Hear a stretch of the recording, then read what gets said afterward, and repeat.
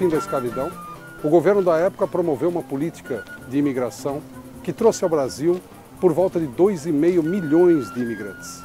Muitos deles chegaram por aqui, na Hospedaria dos Imigrantes, em São Paulo. A Hospedaria de Imigrantes do Brás foi construída dentro de um projeto político muito particular, em especial do governo do estado de São Paulo, que tinha como objetivo substituir a mão de obra escrava por uma mão de obra imigrante dentro desse contexto das plantações de café. Esse edifício foi um dos primeiros edifícios públicos a contar com água quente, toda uma estrutura muito grande ligada à saúde.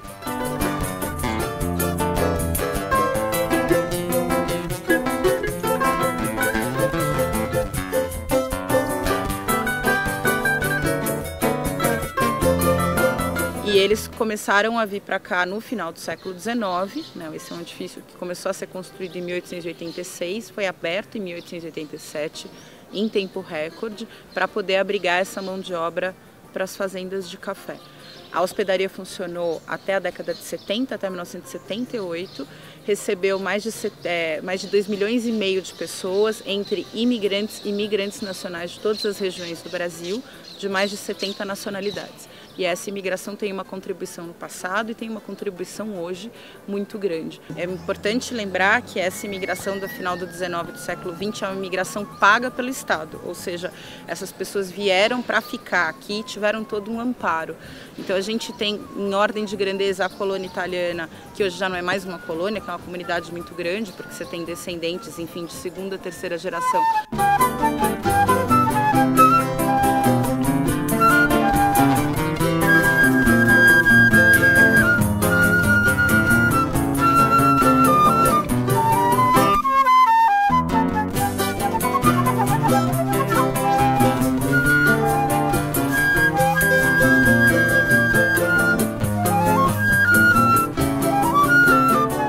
A hospedaria teve, como a gente estava falando, muito vinculada principalmente à presença italiana, até porque esses italianos, por uma circunstância política pontual, puderam ascender, diferente de outros imigrantes dentro do contexto da sociedade paulista. E a presença italiana na cidade de São Paulo, na primeira década do século XX, era tão forte que quase 50% da população era italiana e 50% da população era de brasileiros. Então, a cidade de São Paulo e o estado de São Paulo é muito marcado também, é a maior comunidade da Itália fora da própria Itália, a maior comunidade italiana no mundo. E a gente tem uma série de descendentes até hoje que procuram esse lugar em função dessa relação afetiva, dessa experiência. Os bairros do entorno, bairros como Brás, Amoca, a gente até tem um módulo da exposição em que a gente fala isso, nasceram em função da própria hospedaria e dessas, enfim, de famílias que acabavam, ao invés de ir para o campo, se fixando na cidade. Então são bairros que têm camadas e camadas de influência, até do sotaque, também de várias cantinas, e o que é mais instigante é o quanto essas influências hoje também se misturam com as novas influências e com novas presenças, né?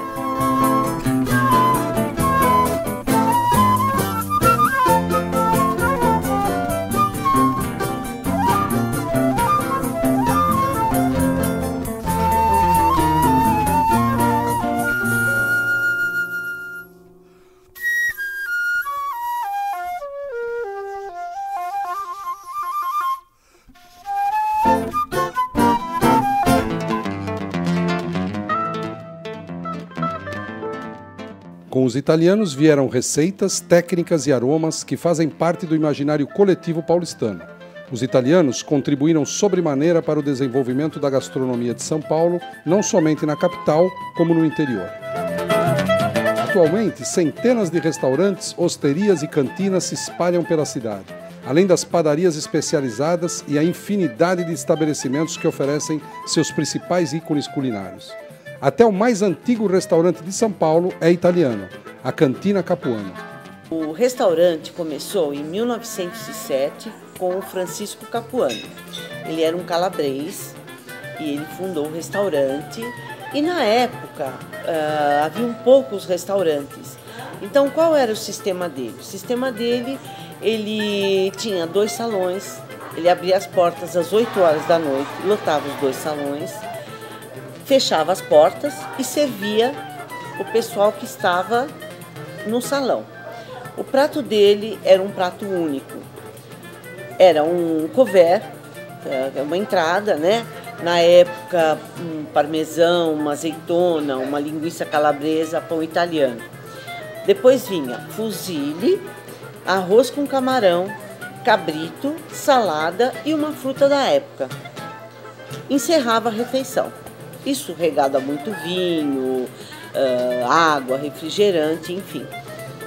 Ele encerrava, quando o pessoal acabava de comer, não podia ficar fazendo hora no restaurante.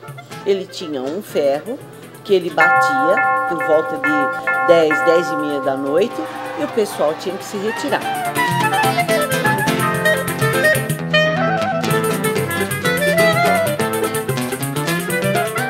O cardápio era cardápio único, então nós estendemos com mais massas, com mais molhos, com mais carnes e mais sobremesas que também na época não tinha. Do cardápio antigo do capuano, nós conservamos 2 pratos que são o nosso carro-chefe até hoje, que são o fusilli e o cabrito. Concomitantemente com o fusilli, nós introduzimos o riquitelli também, que é uma massa artesanal feita à mão, como o fusilli, só que é muito mais trabalhosa. Então foram pratos que nós conservamos do antigo cardápio da fundação da cantina.